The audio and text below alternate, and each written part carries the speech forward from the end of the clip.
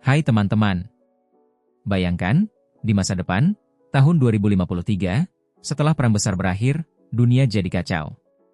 Tingkat kejahatan naik tinggi sekali, sampai-sampai penjara tidak muat lagi menampung orang. Pemerintah lalu punya ide yang aneh dan menyeramkan untuk mengatasi masalah ini. Mereka membuat program yang disebut The Box atau kotak. Di program ini, para narapidana harus memilih dua hal, mau dihilangkan seketika, dihukum mati, atau tinggal di dalam sebuah kotak kecil selama sisa hukuman mereka. Makanan dan minuman mereka akan diberikan sesuka hati warga biasa yang merasa dikhianati oleh para narapidana ini. Dan ingat, kalau coba-coba kabur, tamatlah riwayat mereka. Film ini dimulai di sebuah pulau berbatu di Australia, ada banyak kotak-kotak ini di dekat pantai. Di dalam salah satu kotak, ada seorang wanita yang kita sebut saja narapidana 13. Hari ini adalah hari pertamanya dihukum selama 7 tahun. Tiba-tiba, ada dua anak iseng bermain dan melempar bola karet ke kotak 13. Boom! Bola itu mengenai kotak dan membangunkan 13. Dia menyadari tangan dan kakinya terikat. Dengan susah payah, dia menarik tali itu dengan gigi sampai akhirnya dia bebas. Tak lama kemudian, ada lampu di dinding kotak berkedip dan lubang kecil terbuka. 13 mengintip dan melihat anak-anak tadi berjalan pergi. Bling! Lampunya berkedip lagi, dan lubang itu tertutup. 13 panik dan memohon agar dibebaskan. Lalu, sebuah layar menyala dan memutar video yang menjelaskan aturan-aturan di sana. Pesan terakhirnya adalah, kamu di sini karena kamu memilih sendiri. 13 langsung menangis, berteriak, dan memukul-mukul dinding, bilang kalau dia tidak bersalah. Dia menangis sampai tertidur karena kelelahan. Beberapa waktu kemudian, lubang itu terbuka lagi. 13 buru-buru menaruh wadahnya, berharap dapat makanan. Tapi, tidak ada apa-apa. Dia pun mulai memeriksa setiap sudut kotak, mencari celah untuk kabur. Kalau dia menyentuh satu titik terlalu lama, dia akan kena setruman kecil. Tapi dia tidak menyerah, dia terus mencari. Waktu berlalu. Karena sangat bosan dan sendirian, 13 mulai menggaruk-garuk dinding kotak dengan kukunya, sekedar mencari hiburan. Sementara itu, di kotak lain, ada narapidana wanita yang dihukum selama 2 tahun. Suatu malam, dia mencoba mengutak-atik panel lampu. Kamera langsung merekam. Alarm berbunyi, dan suara di kotak itu bilang kalau dia akan dimusnahkan. Batang-batang besi di langit-langit mulai bergerak turun. Dia menjerit ketakutan. Batang besi itu terus turun, dan dia cuma bisa berbaring sambil melihat dengan ngeri. Tiba-tiba, alat itu berhenti tepat di atas wajahnya. Layar dan suara hitung mundur mulai glitch, dan dia tersenyum, mengira ini sudah berakhir. Sayangnya, kerusakan itu selesai. Batang-batang besi itu lanjut turun dan crack, menghancurkannya. Keesokan paginya, 13 masih mencari cara untuk kabur. Lalu, hujan turun. Dia buru-buru menaruh wadahnya di dekat lubang terbuka untuk menampung air. Akhirnya dia bisa minum. Tak lama kemudian, dia bangun dari tidurnya karena mendengar suara. Seorang gadis kecil berdiri di lubang. Gadis itu bertanya berapa lama hukuman 13. Ketika tahu 7 tahun, gadis itu menyimpulkan bahwa 13 pasti dipenjara karena alasan politik, soal pemerintahan. Gadis itu mengisi wadah 13 dengan air bersih dan memberinya sekantong kecil makanan. 13 langsung melahapnya. Gadis itu mengingatkan, warga sipil lah yang menentukan nasib setiap narapidana. Hari demi hari, 13 makin merasa gila karena kesepian. Dia sudah tidak tahan dengan isolasi. Dia mengambil tali dan mencoba bunuh diri. Dia kehabisan napas, tapi saat mau mati, tangannya melepaskan tali itu. Dia menangis histeris. Dia bahkan tidak bisa mengendalikan kematiannya sendiri. Beberapa bulan kemudian, dia diberi biji-bijian dan selembar koran. Biji-bijian untuk dimakan, koran untuk dilihat-lihat. Sayangnya, koran itu pakai bahasa yang tidak dia mengerti. Dia makin sedih. Tapi, saat mengulurkan tangan keluar, dia menemukan bola karet yang dulu dilempar anak-anak. Setidaknya, sekarang dia punya mainan. Suatu sore, drone mengangkat kotak 13 dan memindahkannya ke hutan, tempat banyak kotak lain berada. Gadis kecil itu datang lagi.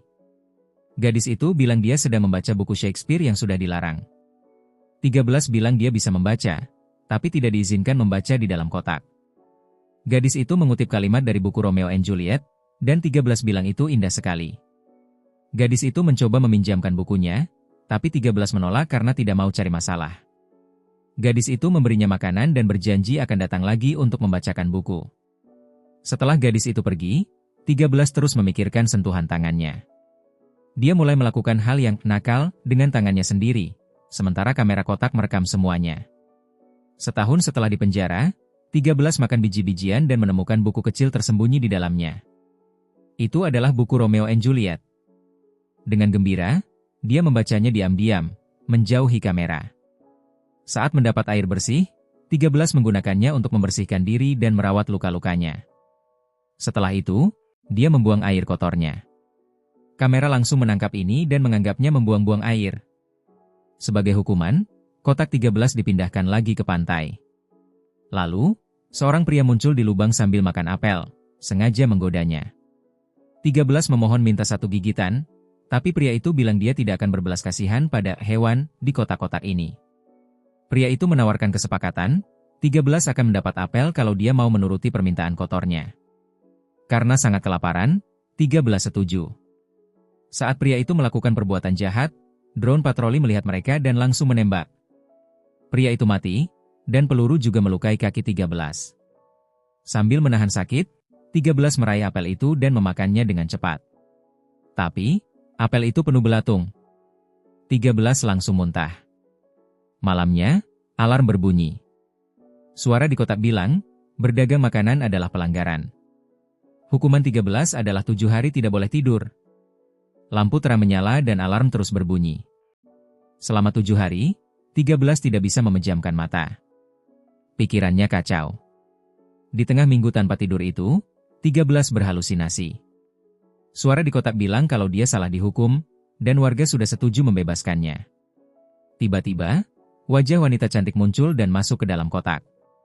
Wanita itu bilang itu semua cuma halusinasi, dan dia adalah wajah 13 sebelum dipenjara. Wanita itu tertawa, dan 13 menangis kesakitan. Saat hukuman selesai, 13 akhirnya bisa tidur, dan halusinasinya hilang, tapi dia jadi trauma. Di malam tahun baru, ada kembang api di langit. Kotak itu mengumumkan bahwa para narapidana akan diampuni, dilepaskan, kecuali yang dihukum karena politik. Itu berarti 13 tidak bisa bebas. Malam itu, 13 mulai merasakan giginya tanggal. Beberapa bulan kemudian, perut 13 membesar. Dia hamil karena pria apel itu. Saat gadis Shakespeare datang, dia bilang kaumnya ingin menyelamatkan 13. Kata-kata itu memicu alarm. Lubang tertutup, dan gadis itu lari. 13 menjerit karena kehilangan kesempatannya. Waktu berlalu, 13 mulai merasakan kontraksi. Dia berlutut dan mendorong, sampai bayinya lahir. 13 memotong tali pusar dengan giginya. Alarm berbunyi. Kotak itu bilang 13 melanggar aturan karena membawa orang kedua. Hukuman, pemusnahan. Gas memenuhi kotak, dan 13 tertidur. Saat bangun, bayinya sudah hilang. Dia menjerit dan menangis sejadi-jadinya. Setelah 4 tahun terpenjara, badai hebat dan ombak besar menghantam kotak itu. Karena lubang-lubang yang dibuat 13, air laut masuk dan merusak panel lampu. Saat 13 menjulurkan tangan untuk mencari sesuatu, sistem kotak glitch dan menjepit lengannya. 13 menjerit kesakitan dan menarik lengannya, tapi malah membuat lengannya patah. Untungnya, sistem itu glitch lagi dan lubangnya terbuka. Lengannya bebas. Air terus masuk, dan kotak itu mulai terendam. Air sudah sangat tinggi. Sistem mendeteksi ada gangguan dan mengumumkan pemusnahan. Saat 13 berjuang agar tidak tenggelam, sebuah drone datang untuk mengangkat kotak. Tapi, saat terbang, drone itu disambar petir dan jatuh.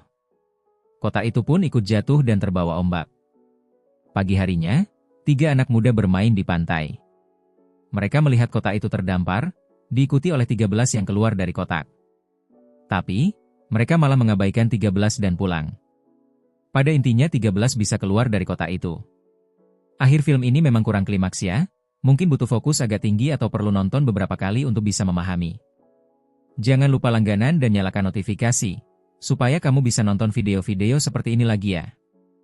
Terima kasih sudah menonton.